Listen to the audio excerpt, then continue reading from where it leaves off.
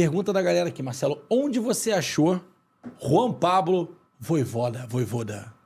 Essa pergunta, ela é interessante, né? Uma curiosidade. A gente trouxe o Vojvoda em maio de 2021.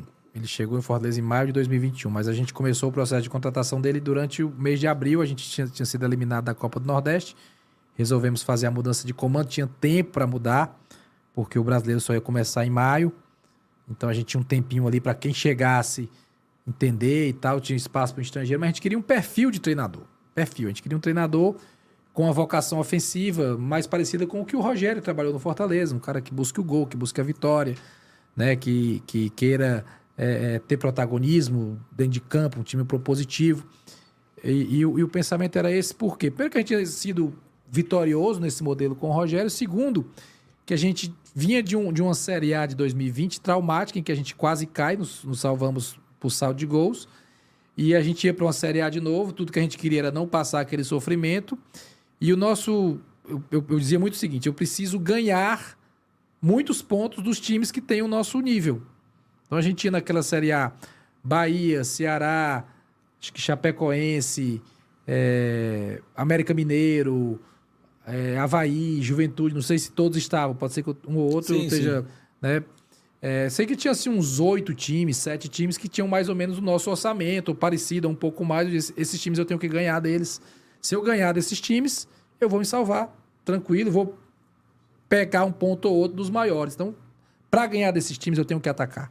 Não dá para ganhar desses times ficando atrás, com jogo reativo. Então, eu quero um treinador com esse perfil. Então, a gente queria um perfil, não era um nome. Certo? O nome que tinha no momento era o Diniz, que eu entendo que tem esse perfil. E eu conversei com o Diniz, liguei pro Diniz, falei diretamente com ele e tal.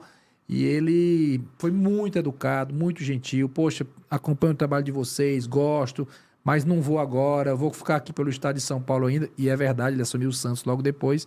Educadamente o Diniz não quis. E aí não tinham outros nomes com esse perfil. Não tinham. Então, não tinha. Disponível não tinha.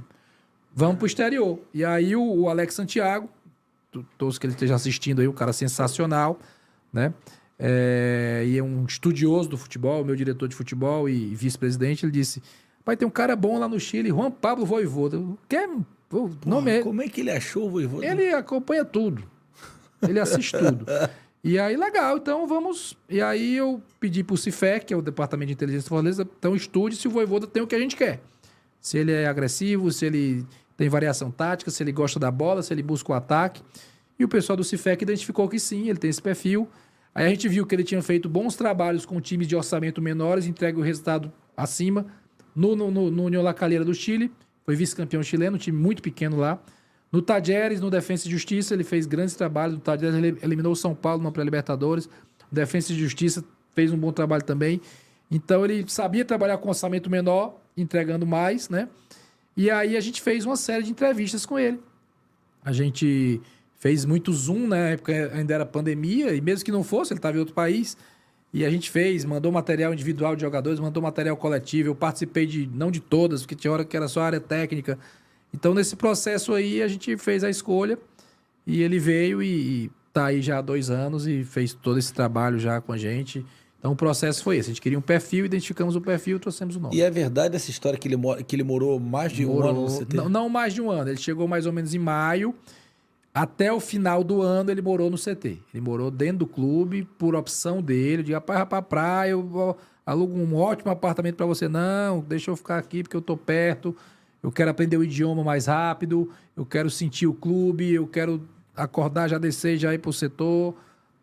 Opção dele. E como é que era o dia a dia dele no PC, depois do treino, por exemplo, à tarde? O que ele fazia? Não, ele ia pro quarto estudar, ia fazer alguma coisa, ele chamava os funcionários para jantar, sabe? Às vezes ele chegava no jogo, chamava o porteiro para jantar. O porteiro, professor, vou jantar com você. Vamos aqui. Que maneiro, né? Cara. Então ele tinha essa proximidade com os funcionários do clube. E aí teve as histórias pitorescas também, né? Que ele saiu ali para assistir uma pelada ali. Lá a gente chama racha, né? Aqui a gente chama pelada.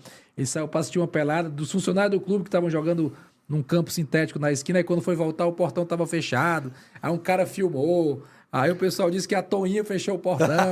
aí, aí fizeram a gravação. Toinha, abre o portone, não sei o quê. Portone é italiano, né? Nem espanhol, né? Sei lá, nem sei se é italiano também, mas espanhol não é. E aí gerou tudo isso. Ele saía, ia no shopping, ia andar. É assim, uma figuraça, um cara simples. Um cara... Ele gosta das pessoas, ele gosta de atender o torcedor, de ser simpático, de tirar foto. Então ele não tinha uma vida social assim, ir para restaurante, não sei o que. Ele andava ali perto do PC, né? Quando a gente chamava, pô, professor, vamos sair para jantar, que ele ia, né? Já fiz na minha casa, comissão técnica, foram lá depois de uma vitória e tudo. Mas ele se internou no PC. No final do ano, ele foi para um apartamento no Porto das Dunas, que você conhece bem, e tá lá até hoje. Mas a família dele tá com ele lá? Tá, não, a família dele mora na Argentina e vai para Fortaleza periodicamente, uns 4, 5 vezes por ano. Eles estão lá e vai todo mundo, os 3 filhos, a esposa. O dia que eu fui lá conhecer, ele tava lá. Cara, a Isabel não sabe nada de futebol. A Isabel é totalmente off futebol agora, mas por conta da gente aqui, né? Recebe a galera aqui, a gente tem muito amigo também. A Bebel ficou impressionada com a simplicidade do Vojvoda quando a gente esteve lá. Aí, não, eu tô nesse quarto aqui, era um quarto ali no PC de concentração, e ficou andando com a gente, mostrando as melhorias, e eu trocando ideia com ele, mas numa simplicidade. É isso mesmo. Uma coisa, assim, impressionante. Aí alguém me contou uma história, que pegaram ele caminhando de bermuda e chinelo pro shopping, ali perto do PC. Ele saía assim, a gente é professor, tenha cuidado, ele ia, ele não queria ficar também só o tempo todo ali, né? Ele queria sentir um pouco a cidade, né? Sentir um pouco a cidade. Mas enfim, foi a opção dele. E hoje ele tem um apartamento dele, né? E tá lá com tranquilidade. Tem que levar ele lá na feirinha da Parangaba para comer um pastel com caldo de cana. Ele vai muito na igreja de Fátima. Ele é muito religioso. Então, dia 13, ele vai na igreja de Fátima com a Toinha. Se amarrou no corte, né? Então me ajuda, pô. Eu quero aquela plaquinha de 100k. Se inscreve no canal, me dá essa moral. Vamos comemorar junto. Eu quero essa plaquinha. Se inscreve aí, dá like e ativa a notificação.